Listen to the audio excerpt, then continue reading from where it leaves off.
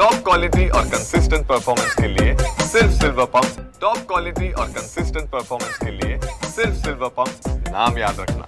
रश्मी ठाकरेंमुळे पक्ष कुठला अशा प्रकारची प्रतिक्रिया जी बघा, भरत गोगावले यांनी स्वतःला मंत्रिपद मिळावं म्हणून किती वेळा वेगवेगळ्या माध्यमातून त्यांनी प्रयत्न केले।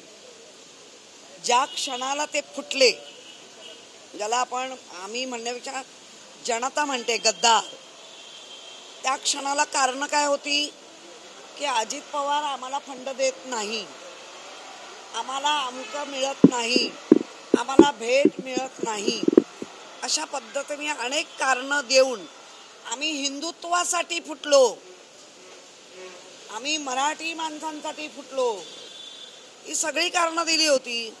3.5 वर्षानंतर या भरत गोगावलेला आता साक्षात्कार झाला का आणि लाडक्या बहीण म्हणून मिरवता आणि एका स्त्रीचाच परत अपमान करता का? तर त्या ज्या आमच्या रश्मी वहिनी आहेत, या बाळासाहेबांच्या सुनबाई आहेत, उद्धवजींच्या पत्नी आहेत आणि आदित्याची आई आहे, ही नाती त्यांच्याबरोबर असणं हा काय दोष आहे का? ज्या घरामध्ये तुम्ही उठबस करत होता, ज्या घरामध्ये 4 वेळा तू निवडून आलास शिवसेनेच्या नावावर, तुला ती संधी प्राप्त करून दिली, त्या संधीचे उपकाराच्या तर लांबच अपकाराने फेडताय।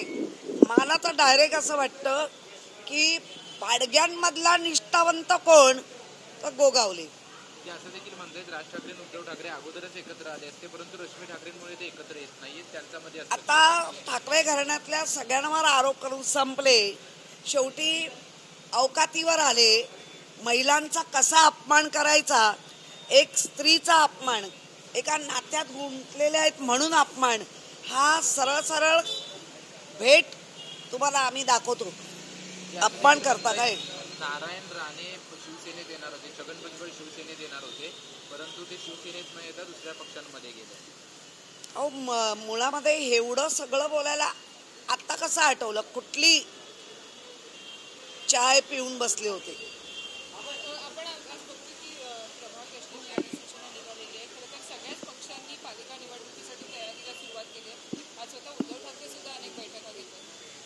नाही, मुळामध्ये आपापल्या पक्षातल्या कार्यकर्त्यांना काही गोष्टी सांगणं किंवा तयारी कशी करावी, तुम्ही करत असलेल्याच्यामध्ये अजून कशी तुम्ही वाढ कराल, हे संबोधित करणं आणि त्यांना सतत म्हणजे तयारीमध्ये ठेवणं हे एका पक्षप्रमुखाचं किंवा एका लिडरशिपचं काम आहे। आज उद्धव ठाकरे बैठकीत बोलताना असं देखील म्हटले की 2 गुजरात्यांचं व्यापाऱ्यांचं मुंबई महानगरपालिकेवर लक्ष आहे आणि त्यासाठी आपल्याला लढायचं आहे आणि आपल्याला मुंबई महानगरपालिका जिंकायची आहे म्हणून। नाही, हे ज्या पद्धतीने चाललंय, मुंबई महानगरपालिका नाही, अख्ख्या पूर्ण महाराष्ट्रातल्या महानगरपालिकेवर, मुंबईवर तर मोठा डोळा आहे आणि महानगरपालिकेवर सगळ्या डोळे आहेत आणि 2 गुजराती ज्याला आपण अगदी त्यांनी त्या पद्धतीने सांगितलं, तर मला वाटतं मोरारजी देसाईंपासून ज्या पद्धतीने मुंबईचा, महाराष्ट्राचा आणि केंद्रातला जो इतिहास आहे त्याची पुनरावृत्ती होते का हे वाटतंय आता।